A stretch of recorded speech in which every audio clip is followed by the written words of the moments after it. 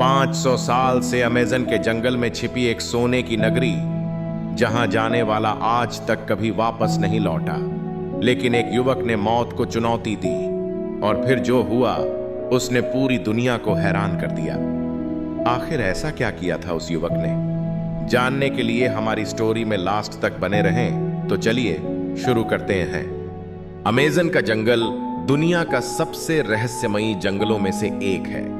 कहा जाता है कि उसकी गहराइयों में एक ऐसी नगरी छिपी है जिसका नाम एल्डोरा है।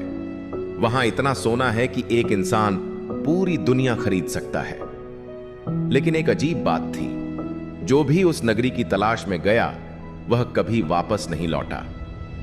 लोग इसे सिर्फ एक कहानी मानते थे, लेकिन विरांश को यकीन था कि हर कहानी के पीछे कोई न कोई सच जरूर छिपा होता है। एक दिन उसने अपना छोटा सा बैग उठाया और अकेले ही अमेज़न की ओर निकल पड़ा। कई दिनों तक घने जंगल, ऊंचे पेड़, जहरीले सांप और खतरनाक जानवरों के बीच सफर करने के बाद उसे एक पुराना पत्थर मिला जिस पर एक नक्शा बना था। नक्शे के नीचे लिखा था, जिसका दिल लालच से भरा होगा वह एल्डोरा तक कभी नहीं पहुंच पाएगा। विरांश मुस्कुराया और आगे बढ़ गया। रास्ते में उसे एक घायल बूढ़ा आदिवासी मिला। उसका नाम ओरुका था। वह दर्द से कराह रहा था। विरांश के पास सिर्फ एक बोतल पानी और थोड़ा सा खाना बचा था। अगर वह यह दे देता तो शायद खुद भूखा रह जाता। कुछ पल सोचने के बाद उसने अपना पूरा खाना और पानी ओरुका को दे दिया।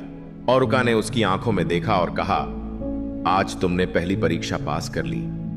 विरांश समझ नहीं पाया कि बूढ़ा क्या कहना चाहता है।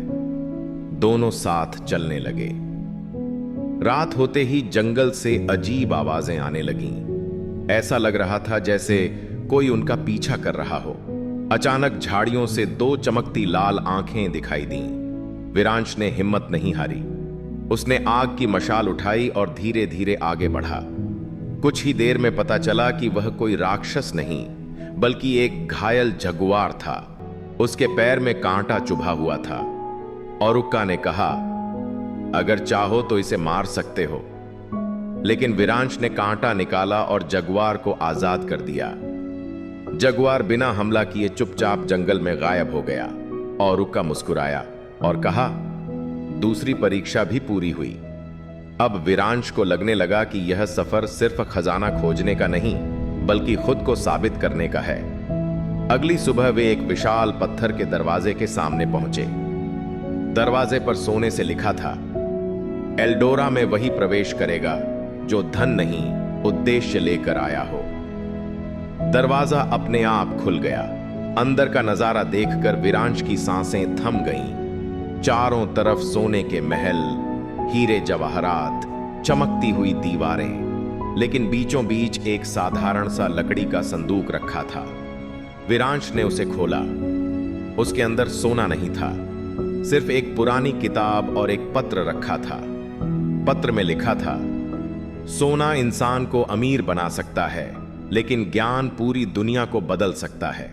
इसलिए हमने अपना सबसे बड़ा खजाना सोना नहीं, ज्ञान बनाया। किताब में खेती, औषधियों, विज्ञान और प्रकृति के ऐसे रहस्य लिखे थे जिन्हें दुनिया कभी नहीं जान पाई थी। उसी समय ओरुका बोला, यही एल्डोरा का असली खजाना है। जो लोग सोने के लालच में आए उन्हें यह किताब कभी दिखाई ही नहीं दी। अचानक पूरी नगरी चमकने लगी। महल धीरे धीरे जमीन के अंदर समाने लगे। ओरुका ने कहा, अब यह जगह फिर 100 साल तक किसी को दिखाई नहीं देगी। विरांश किताब लेकर अपने गांव लौट आया। उसने उस ज्ञान से खेतों को हरा भरा बना दिया, बीमार लोगों का इलाज शुरू किया, बच्चों के लिए स्कूल खोले। कुछ ही वर्षों में उसका छोटा सा गांव पूरे देश का सबसे समृद्ध गांव बन गया।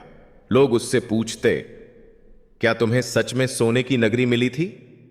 विरांश मुस्कुराकर कहता, हां, लेकिन वहां मुझे सोना नहीं मिला। उससे भी कीमती चीज मिली, ऐसा ज्ञान जो सिर्फ मुझे नहीं हजारों लोगों को अमीर बना गया। कहा जाता है कि आज भी अमेज़न के घने जंगलों में एल्डोरा मौजूद है, लेकिन उसका रास्ता नक्शे से नहीं, अच्छे कर्म, दया और निस्वार्थ उद्देश्य से खुलता है।